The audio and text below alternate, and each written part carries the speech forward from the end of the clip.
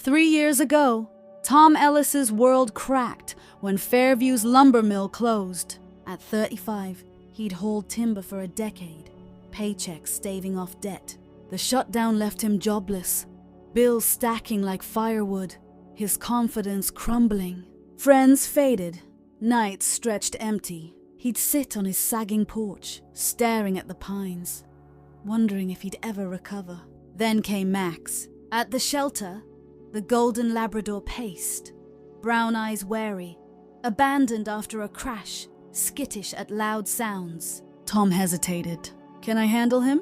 he'd asked, hands in pockets. Max pressed his nose to the bars, tail thumping, and Tom relented. The first week, Max hid under the couch at every bang. Tom coaxed him out with treats, whispering, "We'll figure it out, bud." By month's end, Max slept at his feet, trust replacing fear. Now Max was Tom's anchor. Mornings, he'd nudge Tom's boots over, tail wagging steady. Evenings, he'd sprawl by the table, snuffling scraps. That summer morning, sunlight dappled the Fairview trails. Tom tossed Max's tennis ball ahead, a faded yellow thing, scuffed from years of play. "Go get it, buddy!"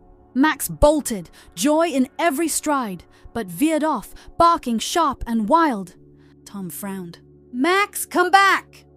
The lab plunged deeper into the woods. Tom jogged after, branches snagging his worn jacket. Max's barks grew urgent, a staccato edge slicing the air. "What's gotten into you?" Tom muttered, ducking pines. He found Max on a rutted trail, pawing an abandoned stroller. Its blue fabric sagged, wheels sunk in damp earth. A whiff of mildew and baby powder clung to the breeze, leaves rustling overhead.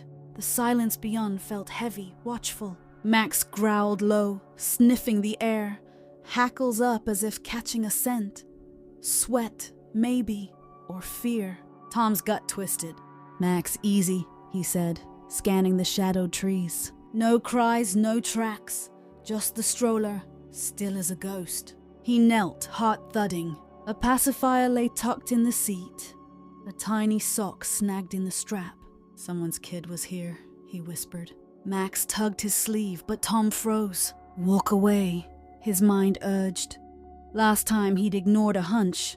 The mill closed anyway. He'd missed the signs, stayed too long, lost it all. Max barked, eyes pleading. "Not this time," Tom muttered, staying put. He pulled his phone, hands clammy. "Sheriff, I found a stroller on Pine Trail. Empty. My dog's freaking out," the deputy sighed. "Kids ditch stuff. We'll check later." Tom hung up, unconvinced. Max circled, whining, then darted ahead, looping back like a guide. "Okay, I'm coming," Tom said, shoving down doubt. The woods creaked, as if eyes tracked them. Back home, Max wouldn't settle. Evenings usually meant ball tosses, the yellow tennis ball rolling across the yard, Max's leaps chasing Tom's blues away. Now, he ignored it, pouring the door, circling back with a restless whine, a tick from his early days when storms sent him hiding. "Not letting this go, huh?" Tom said, setting the ball on the counter. Max's loyalty had saved him before. Nights after the mill, when Tom ignored bills, Max stayed close, a steady warmth against despair. Tonight, Tom paced, coffee cold, replaying old regrets. He'd brushed off the mill's closure rumors. Friends urged him to job hunt, but he'd clung to hope. It cost him. Now the stroller gnawed at him. Max's whine sharpened. By dawn, he grabbed the leash. "Show me again." Max led back, purpose in his stride. The stroller sat unchanged, dew glistening. Max sniffed past it, pulling Tom down a faint path, moss slick underfoot. Pine scent thickened, wet earth sharp. Max stopped at a clearing, barking at a weathered shed. Its door hung ajar, wood creaking. A soft hum drifted out. A woman's voice, fragile. A twig snapped nearby, sharp as a shot. Max stiffened, growling low, eyes darting to the trees. He edged forward, paused deliberate, ready to shield Tom. "Steady, boy," Tom whispered, pulse racing. A rustle faded. Gone, or waiting. A toddler's coo sounded inside, and Max's growl eased. His tail flicked, wary but curious. Tom knocked, voice tight. "Hello? Anyone there?" Silence swallowed the hum. A shuffle. Then a young woman, 25, peeked out, pale and hollow-eyed. "Who are you?" she rasped, clutching a cracked phone. "I'm Tom. My dog found a stroller." "Yours?" Her hand flew to her mouth. "Oh God, you found it?" She stepped back, revealing a toddler asleep on a frayed blanket, curls framing his face. Her jacket was torn, a bruise shadowing her wrist. Max padded in, licking the boy's hand. Jamie stirred, fingers curling toward Max, a faint smile in sleep. Max sat between Sarah and the door, a guard. "That's Jamie. I'm Sarah. We've been hiding," she said, voice breaking, hands trembling as she rocked him awake. Her eyes darted, then softened at Max. "What happened?" Tom asked. Sarah's gaze dropped, fingers twisting the blanket. "We fled Portland. My ex, he's dangerous, stalked us. 2 days ago, the stroller got stuck. I grabbed Jamie, ran here, thought we'd vanish." Her breath hitched, tears welling. "I couldn't call, he'd find us." Tom stood silent, her fear sinking in. Trapped, hunted, alone. He nodded slowly. "Max wouldn't let it go. Led me to you." Sarah brushed Max's fur, her shaky hands steadying as he leaned in, eyes warm. "He saved us," she whispered, a fragile smile breaking through. A branch cracked outside. Tom tensed, gripping Max's leash. Max's ears twitched, nose sniffing, then relaxed. Silence held. "It's over," Tom said, exhaling. He called the sheriff, firm. "A mom and kid need help. Now." Deputies arrived, boots crunching.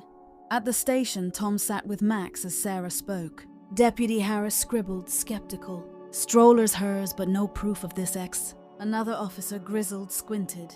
"Could be a story." "People lie." Tom's jaw tightened. Max found her hiding, bruised. "That's no lie." Harris sighed, clicking his pen. "Listen, Tom, you're a good guy, but you think your dog's a detective?" "Yes," Tom said, meeting his eyes. "Because he found them." The grizzled cop snorted. "We searched that trail last week, nothing." The radio crackled. Her ex was nabbed, confessing. Harris blinked, then grinned. "Well, damn, you're much sharper than us." The older cop tipped his hat to Max. Outside, townsfolk pressed the glass, whispering, "That lab." Sarah and Jamie moved to the shelter, safe. A week later, Tom brought Max to visit. Jamie toddled over, giggling as Max licked his face. "Doggy!" he squealed, hugging his neck. Sarah smiled, steadier. "He's a miracle, Tom." The shelter's community day drew a crowd. Sarah and Jamie joined. Kids swarmed Max, his tail a blur. A girl with braided hair giggled as he nudged her. A boy with a truck climbed on. A shy kid, bitten once, froze. Max sat still, head tilted, until the boy touched his fur. "He's soft," he murmured, smiling.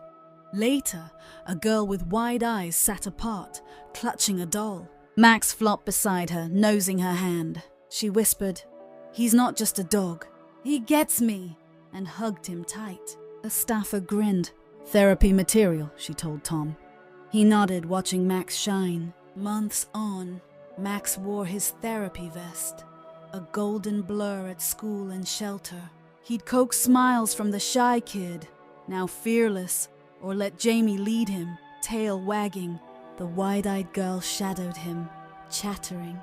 He'd cracked her silence. Sarah thrived at the library, Jamie bold. Tom's maintenance gig brought cash and nods from neighbors. Friends again. Next morning, he grabbed the paper. Front page. Dog hero saves mother and child. In the cafe, strangers paid his coffee, saying, "That Max, huh?" A regular mused, "Missed my cat's warnings once. Flood got my basement. Should have listened." Fairview hummed. Max wasn't just Tom's dog. He was Hope's symbol. One evening they hit Pine Trail. Max sniffed where the stroller stood. Now moss. Back home, Dusk painted the sky gold and purple. Tom sat on the porch, Max beside him, head on his knee. That tennis ball sat on a shelf inside, next to a photo of Max and Jamie. A quiet mark of the day everything shifted. His eyes caught the sunset, glinting like embers of loyalty. "You didn't just find them, Max," Tom said, voice soft. "You found something for us both." Max huffed, content. Tom grinned. "Where to next, detective?" From a lost job to a lost stroller, Max had led him to a family reunited, a town transformed, and a life reclaimed. So, viewers, imagine this. A dog runs off and finds a miracle. Ever had a pet lead you to something amazing? Share your tales in the comments. We're all ears. If Max's journey warmed your heart, hit that like, subscribe for more feel-good stories, and check out our next furry star on screen now.